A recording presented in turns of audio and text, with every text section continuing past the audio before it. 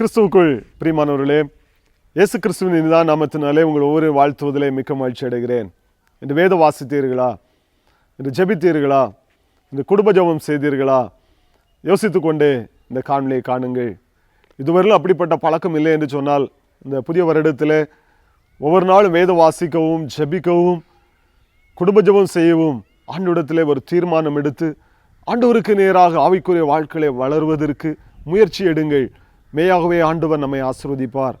இந்த நாளிலும் நாம் பிரமிக்கத்தக்க அதிசயமாய் உண்டாக்கப்பட்டவர்கள் என்கிற இந்த செய்தியின் மூலமாக உங்களை சந்திப்பதிலே மிக்க மகிழ்ச்சி அடைகிறேன். சங்கீதக்காரனாகிய தாவீது சங்கீதம் 139 சங்கீதம் 14 வசனத்திலே இப்படியாக அவர் எழுதி வைத்திருக்கிறார். நான் பிரமிக்கத்தக்க அதிசயமாய் உண்டாக்கப்பட்டபடியால் உம்மை துதிப்பேன். உமது கிரியைகள் அதிசயமானவைகள், அது என் ஆத்துமாவுக்கு நன்றாய் தெரியும் என்று சொல்லி சங்கீதக்காரர் சொல்லுகிறதை பார்க்கிறோம். பாருங்கள், அவர் சொல்லுகிறார், நான் தாயின் கருவிலே உருவானதே அது அதிசயம், அது பிரமிக்கத்தக்க அதிசயம் என்று சொல்லி அவர் சொல்லுகிறதை நாம் பார்க்கிறோம். பாருங்கள், மனிதர்களாகி நாம் ஒவ்வொருவரும் நாம் உருவாக்கப்பட்ட விதமே அதிசயம் என்று சொல்லி அங்கே சொல்லப்பட்டிருக்கிறது. உண்மையாகவே நாம் அதிசயமாகத்தான் உருவாக்கப்பட்டிருக்கிறோமா? அநேகர் சொல்லலாம், நான் ஏன் பிறந்தேன், நான் எதுக்கு இந்த பூமியில் வாழணும் என்று சொல்லி நீங்கள் கேள்வி கேட்கலாம். வேதம் சொல்லுகிறது, நாம் ஒவ்வொருவருமே ஒவ்வொரு நோக்கத்திற்காக நாம் உருவாக்கப்பட்டிருக்கிறோம், சிருஷ்டிக்கப்பட்டிருக்கிறோம். ஆண்டவர் நம் ஒவ்வொரு மீதும் சில காரியங்களை, நோக்கத்தை வைத்திருக்கிறார். சில திட்டங்களை ஒவ்வொரு மனிதர்கள் மீதும் ஆண்டவர் வைத்திருக்கிறார். அது மாத்திரமல்ல, அவர் ஒவ்வொருவரையும் நேசிக்கிறார். காரணம் என்ன என்று சொன்னால், ஆதியாகமம் 1 அதிகாரம் 27 வசனம் சொல்லுகிறது, தேவன் தம்முடைய சாயலாகவும் தம்முடைய ரூபத்தின்படியும் மனுஷனை உருவாக்குவோமாக என்று சொல்லி அவர் அங்கே சொல்லுகிறதை பார்க்கிறோம். பாருங்கள், சிருஷ்டிகர் தேவன் அவருடைய சாயலாக அவருடைய ரூபத்தின்படியே நம்மை உருவாக்கி வைத்திருக்கிறார். எவ்வளவு ஞானமாக நம்மை உருவாக்கி வைத்திருக்கிறார், எவ்வளவு அழகாக நம்மை சிருஷ்டித்திருக்கிறார். பாருங்கள், தாயின் கருவில் நாம் உருவானது முதல் இதுவரையிலும் அவருடைய வழிநடத்துதல், நம்முடைய சிருஷ்டிப்பின் ஒவ்வொரு காரியங்களையும் நாம் பார்ப்போம் என்று சொன்னால் அதிசயமாக நாம் உருவாக்கப்பட்டிருக்கிறோம். நாம் உருவாக்கப்பட்டதை குறித்து நாம் பார்க்கும் பொழுது பாருங்கள், நம் ஒவ்வொருவருடைய உடலில் உள்ள நரம்புகளின் மொத்த நீளம் சுமார் 72 மீட்டர் இருக்கும் என்று சொல்லுகிறார்கள்.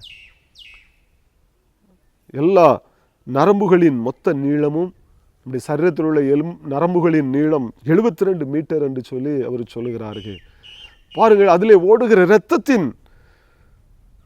இரத்தம் எவ்வளவு தூரம் அது பயணம் செய்கிறது என்று சொன்னால், ஒரு நாளைக்கு 30 கோடி கிலோமீட்டர் பயணம் செய்கிறதா. நம்முடைய சரீரத்தில் உள்ள இரத்த நாளங்கள் மூலமாக இரத்தமானது பாருங்கள் சராசரியாக ஒரு நாளைக்கு 30 கோடி கிலோமீட்டர் பயணம் செய்கிறது.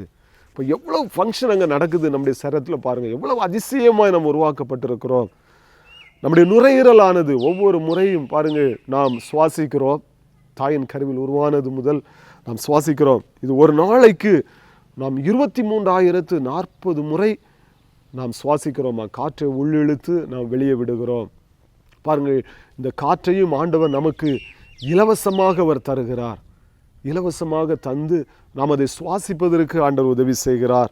அது மாத்திரமல்ல, நம்முடைய சரீரத்தில் உள்ள இதயம் பாருங்கள், முக்கியமாக இரத்தத்தை அது நம்முடைய சரீரத்தின் அத்தனை அவயவங்களுக்கும் அது அனுப்புகிற ஒரு வேலையை செய்கிறது. அந்த இருதயமானது அந்த இரத்தத்தை அனுப்புகிற அந்த பணியை செய்கிற அந்த இருதயமானது ஒரு நாளிலே பாருங்கள் 1,3639 முறை அது துடிக்கிறதா.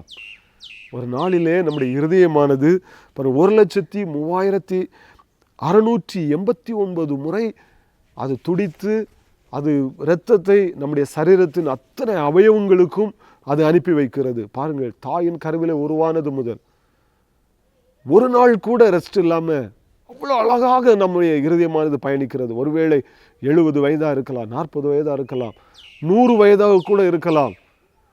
ஆனாலும் அந்த இருதயமானது சோர்ந்து போகாமல் பாருங்கள், தினமும் ஒரு நாளைக்கு 1,00,000க்கும் மேற்பட்ட முறை அது துடித்து இரத்தத்தை எல்லா சரீரத்தின் அவயவங்களுக்கும் அனுப்புகிறதா இருக்கிறது. அது மாத்திரமல்ல, பாருங்கள், ஒரு சரீரத்தில் நம்முடைய சரீரத்தில் சராசரியாக இரத்தத்தின் அளவு 5 லிட்டர் இரத்தம் நம்முடைய சரீரத்தில் ஓடிக்கொண்டே இருக்கிறது. பாருங்கள், அது மாத்திரமல்ல, ரொம்ப ஒரு முக்கியமான ஒரு காரியம் என்ன என்று சொல்லி நான் பார்ப்போம் என்று சொன்னால், ஒவ்வொரு மனிதனுக்கும் ஒரு வித்தியாசம் இருக்கும். அது என்ன என்று சொல்லி நான் பார்க்கும் பொழுது, நம்முடைய கைரேகையும் கண்ணின் கருவிழியும் நம்முடைய நாக்கில் உள்ள வரிகளும், இந்த 3 காரியங்கள் தான் ஒவ்வொரு மனிதனுக்கும் அது வித்தியாசப்படுகிறது. பாருங்கள், ஒரு மனிதனை நாம் தனித்துவமாக அடையாளப்படுத்த வேண்டும் என்று சொன்னால், நம்முடைய ஆதாரில் கூட அவங்க அடையாளத்திற்கு கைரேகை எடுக்கிறார்கள், கண்ணின் கருவிழியையும் அவர்கள் பதிவு செய்கிறார்கள். காரணம், ஒவ்வொரு மனிதனுக்கும் அது தனித்துவப்பட்டதாக இருக்கிறது, மாறுபடுகிறதா இருக்கிறது. ஆண்டவர் எவ்வளவு நேர்த்தியாய் உருவாக்கி வைத்திருக்கிறார் பாருங்கள். எத்தனாயிரம் கோடி ஜனங்களோ வருகிறார்கள், பூமியில பிறக்கிறார்கள், அநேகர் மரிக்கிறார்கள். ஆனால் எந்த மனிதனுக்கும் ஒன்றுக்கொன்று கைரேகையோ கண்ணின் கருவிழியோ இந்த நாக்கில் உள்ள கோடுகளோ அவைகள் ஒத்துப்போவதே கிடையாது. எல்லாம் மாறுபட்டதாக இருக்கிறது. பாருங்கள், ஆண்டவர் எவ்வளவு ஞானமாய் அவர் உருவாக்குகிறார், எவ்வளவு அருமையாக நம்மை சிருஷ்டித்திருக்கிறார் பாருங்கள். அது மாத்திரமல்ல, நம்முடைய உடலில் உள்ள அந்த இரத்த குழாய்களின் நீளம் 6 லட்சம் மைல்கள் இருக்கும் என்று சொல்லி அவர் சொல்லுகிறார்கள். சுமார் 6 லட்சம் மைல்கள் இருக்கும். அவ்வளவு நீளமாக அந்த இரத்த நாளங்கள் இருக்கிறது, அவ்வளவு இரத்த நாளங்கள் நம்முடைய சரீரத்திலே அடங்கி இருக்கிறது என்று சொல்லி இங்கே சொல்லப்பட்டிருக்கிறது. அது மாத்திரமல்ல, பாருங்கள், நம்முடைய கண்ணின் சராசரி எடை 28 கிராம் தான். ஆனால் அதுவோ 500 விதமான ஒளிகளை பிரித்தறியக்கூடிய ஒரு சக்தி படைத்ததாக இருக்கிறது. பாருங்கள், சிறிய ஒரு கண் தான், ஆனால் 500 விதமான ஒளிகளை பிரித்தறியத்தக்கதான அந்த சக்தியை நம்முடைய கண்களுக்குள் ஆண்டவர் வைத்திருக்கிறார். எவ்வளவு அருமையாய் ஆண்டவர் வைத்திருக்கிறார். எனவே தான் வேதாவும் கூட சொல்லுகிறது, ஒரு மனிதனுடைய சரீரத்தின் ஒளி விளக்காக கண் இருக்கிறது ஆண்டவர் சொல்லுகிறார் என்று ஆண்டவருடைய வேதம் சொல்லுகிறது. நம்முடைய சரீரத்துக்கு வெளிச்சத்தை கொடுக்கும்படியாய் கண்களை ஆண்டவர் வைத்திருக்கிறார். உண்மையாகவே இந்த காணொளியை கண்டு கொண்டிருக்கிற நீங்களும் நானும் ஆண்டவருக்கு நன்றி செலுத்த வேண்டும். ஆண்டவர் எவ்வளோ அழகாக நமக்கு பார்வையை தந்திருக்கிறார், எவ்வளோ அழகான இருதயத்தை நமக்கு தந்திருக்கிறார், எவ்வளோ அருமையான நுரையீரலை ஆண்டவர் தந்திருக்கிறார். சரீரத்தின் ஒவ்வொரு உறுப்புகளையும் எவ்வளோ அழகாக வடிவமைத்திருக்கிறார் பாருங்கள். ஒரு சகோதரன் ஒரு முறை அவன் புகை பிடித்து கொண்டிருக்கும் பொழுது, அவனோடு பேசி கொண்டிருக்கும் பொழுது அவன் சொன்னான், உங்களுடைய வேதத்தில் புகைப்பிடிக்கக்கூடாது என்று சொல்லி எல்லாம் சொல்லவில்லையே, நீங்கள் ஏன் அதை சொல்லுகிறீர்கள் என்று சொல்லி அவன் வாதம் செய்து கொண்டிருந்தான்.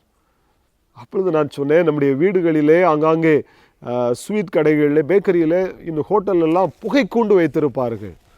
பாருங்கள், புகை செல்ல வேண்டும் என்று சொன்னால் அந்த அடுப்பில் உள்ள புகையானது வெளியே செல்வதற்கு ஒரு புகை கூண்டை வெளியே வைத்திருக்கிறார்கள். அது வழியாகத்தான் அது செல்கிறது.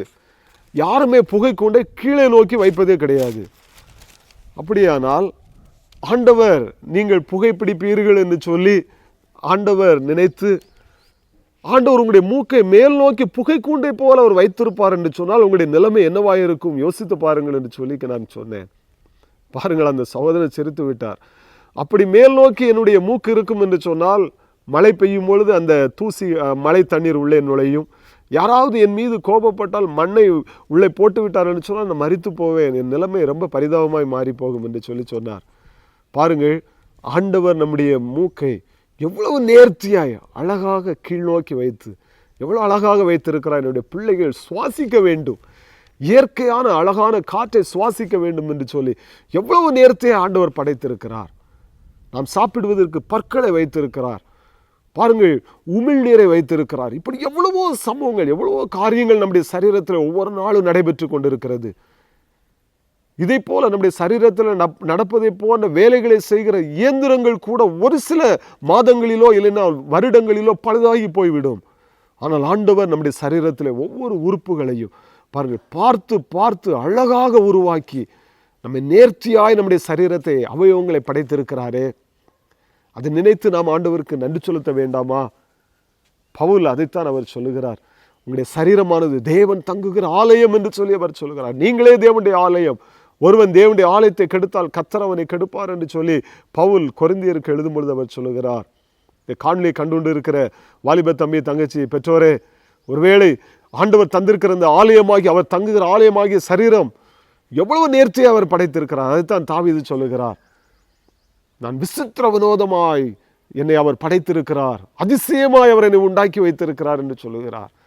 நம்முடைய சரீரத்தில் நடக்கிற ஒவ்வொரு காரியங்கள், சரீரத்தின் அவயவங்கள் செய்கிற ஒவ்வொரு பணிகளையும் நாம் உட்கார்ந்து யோசிப்போம் என்று சொன்னால் உண்மையாகவே அது பயங்கரமாக இருக்கும், ஆச்சரியமாக இருக்கும், பிரமிக்கத்தக்க விதமாக இருக்கும்.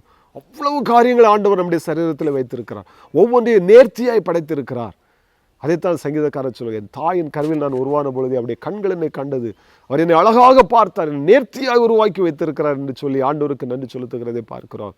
காணொலியை கண்டு நீங்களும் கூட ஆண்டவர் உங்களுடைய சரீரத்தை எவ்வளவு நேர்த்தியாய் படைத்திருக்கிறார், அழகாய் படைத்திருக்கிறாரே, எவ்வளவு நேர்த்தியாய் ஒவ்வொன்றையும் அவர் உருவாக்கி வைத்திருக்கிறார். அது நினைத்து ஆண்டவரை ஸ்தோத்திரியுங்கள், அவரை மகிமைப்படுத்துங்கள். அவர் செய்கிற ஒவ்வொரு நன்மைகளுக்காக நம்முடைய சரீரத்தின் அவயவங்களை பார்த்து ஆண்டவருக்கு நன்றி செலுத்துங்கள். ஆண்டவரே, உம்முடைய சாயலாக என்னுடைய சரீரத்தை நீர் படைத்தீரே, எவ்வளோ நேர்த்தியாய் ஒவ்வொரு உறுப்புகளையும் உருவாக்கி வைத்திருக்கிறீர், ஒவ்வொன்றையும் எவ்வளோ அழகாய் வேலை செய்வதற்கு உதவி செய்திருக்கிறீர், அதற்காக நன்றி ஆண்டவரே என்று சொல்லி தாவீது ராஜாவோடு கூட நாமும் இணைந்து ஆண்டவரை துதிப்போம் என்று சொன்னால் மெய்யாகவே அது நமக்கு ஆசீர்வாதமாய் மாறும். எனவே தான் தாவீது சொல்லுகிறார், நான் பிரமிக்கத்தக்க அதிசயமாய் உண்டாக்கப்பட்டபடியால் உம்மை துதிப்பேன் என்று சொல்லுகிறார். நாமும் தாவீதோடு இணைந்து ஆண்டவரை துதிப்போம். கர்த்தர் அவருடைய சாயலாக நம்ம உருவாக்கி வைத்திருக்கிறார், எவ்வளவு நேர்த்தியை அழகாய் பிரமிக்கத்தக்க அதிசயமாய் நம்முடைய சரீரத்தில் ஒவ்வொரு அவயவங்களையும் உருவாக்கி வைத்திருக்கிறார். அதை நினைத்து கர்த்தரை துதிப்போம், மகிமைப்படுத்துவோம், கர்த்தருக்கு சாட்சியாய் வாழுவோம். இந்த சரீரமானது கர்த்தர் தங்குகிற ஆலயம் என்கிற அந்த சிந்தனையோடு இந்த பூமியிலே நாம் வாழ்வோம். கர்த்தர் தாமே நம்ம ஒவ்வொருவரையும் ஆசீர்வதித்து வழிநடத்துவாராக. ஆமென். God bless you.